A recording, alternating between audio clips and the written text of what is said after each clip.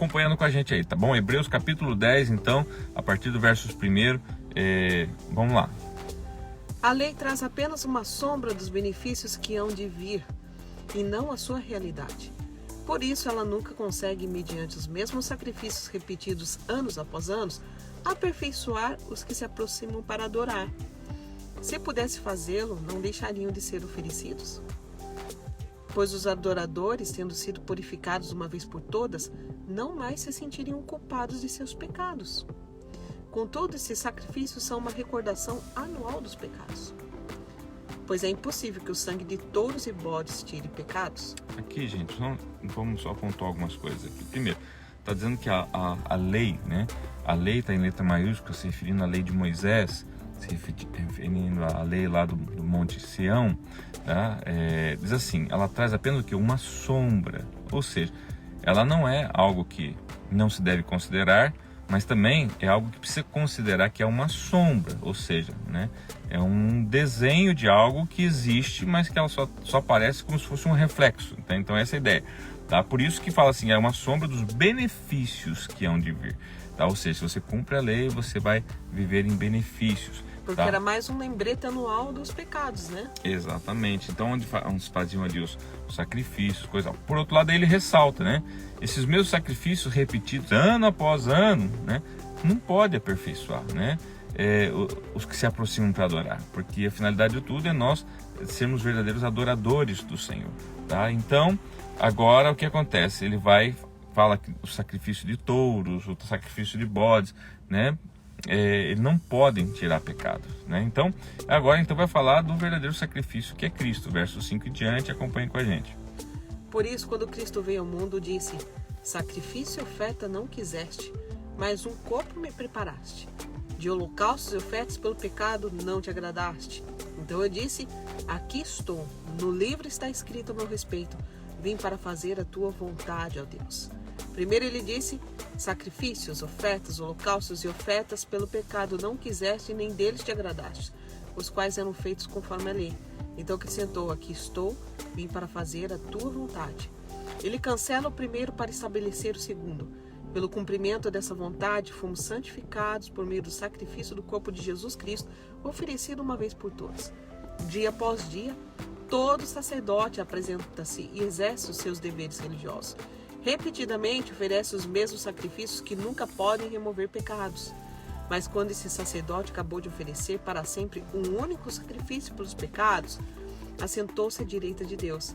Daí em diante, ele está esperando até que os seus inimigos sejam como estrado dos seus pés. Porque por meio de um único sacrifício, ele aperfeiçoou para sempre os que estão sendo santificados. Observe que está falando aqui acerca de que os sacerdotes eles faziam sacrifício anualmente, né? Diariamente no templo, mas não era suficiente para perdoar os pecados. Jesus, ele foi o quê? Né? O Cordeiro de Deus, ele é o sumo sacerdote, ele é o Cordeiro, ele foi o sacrifício, ele é a oferta para uma vez por todas, né? Ou seja, o sacrifício perfeito, tá? Então demonstrando que faz uma correlação, né?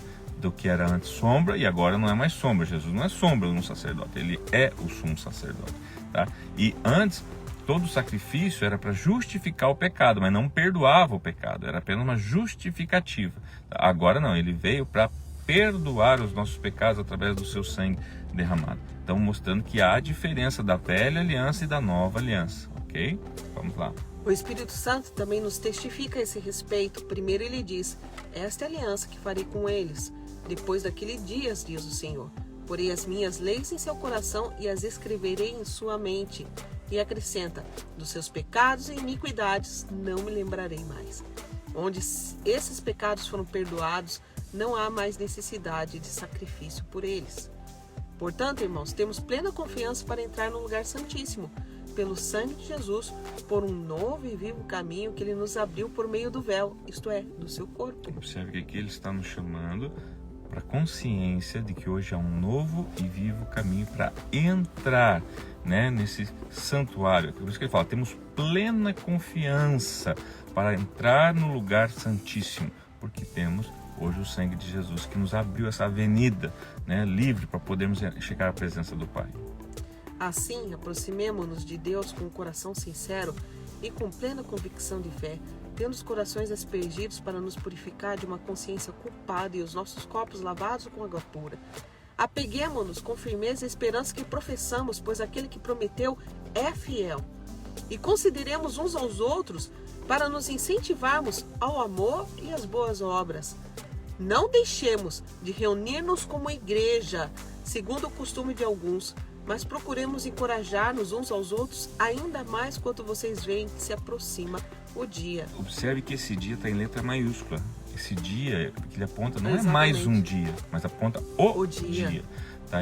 Ou seja, e qual que é a recomendação? Não deixemos de nos reunir como igreja, como corpo de Cristo.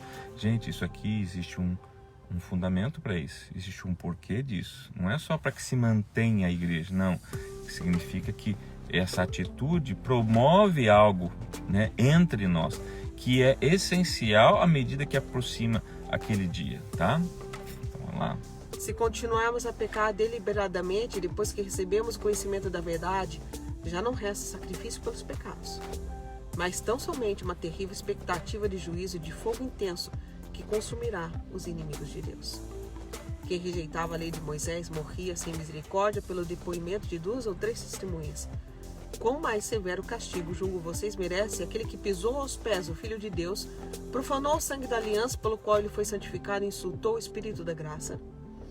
Pois conhecemos aquele que disse: a mim pertence a vingança, eu retribuirei, e outra vez o Senhor julgará o seu povo.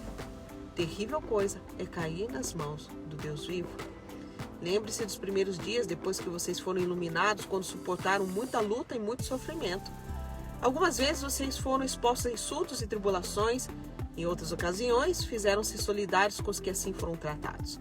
Vocês se compadeceram dos que estavam na prisão e aceitaram alegremente o confisco dos seus próprios bens, pois sabiam que possuíam bens superiores e permanentes. Por isso, não abram mão da confiança que vocês têm. Ela será ricamente recompensada.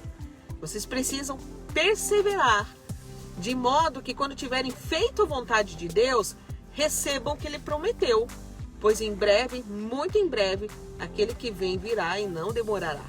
Mas o meu justo viverá pela fé, e se retroceder, não me agradarei dele.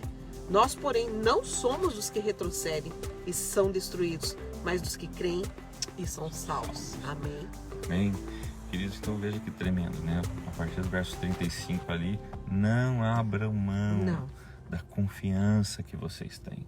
Não é hora de você titubear na sua confiança, na sua fé. Não abra mão, tá? Você vai ser ricamente abençoado, recompensado, a palavra diz, né? Vocês precisam perseverar.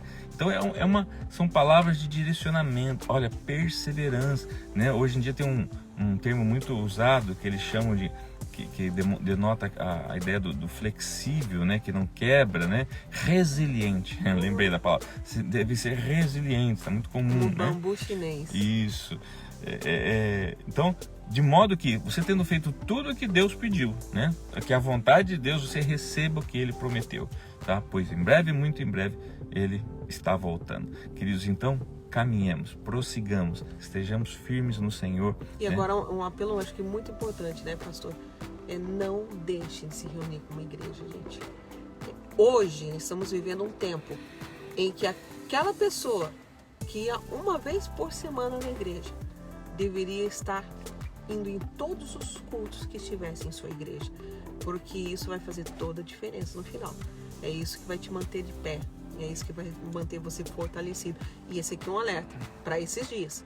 Por isso que o pastor falou ali, né, que está o dia com letra maiúscula, né? Não deixem de se reunir como igreja. Isso é um alerta. É uma ordem, né? É incisivo. E ainda que, gente, o assistir igreja é mais fácil e é alcançável, nós podemos assistir, né, a igreja. Esse texto fala sobre reunir como igreja. Tem uma grande diferença nisso. Não é participar de um culto. É o que é promovido, a dinâmica espiritual que é promovido quando o corpo se une. É algo que o vídeo não pode proporcionar. Eu sei que o vídeo proporciona um ganho de tempo, um conforto para nós também. Para nós é melhor ficar em casa fazendo vídeo, né, para milhares de pessoas assistirem. Mas não cumpre o que a palavra do Senhor diz, que é reunir como igreja, é os membros estarem juntos. Imagina, você tem o teu corpo, eu tenho o meu corpo, e cada membro resolve ficar em casa. Como é que eu vou sair andar se as minhas pernas, a direita resolveu ficar num lugar, a esquerda no outro, quer dizer, ficar só eu lá, só o toquinho, né? Então é essa a ideia, tá ok? Que Deus abençoe vocês, que vocês possam ter uma manhã abençoada, uma quinta-feira abençoada. Se encontramos às 15h.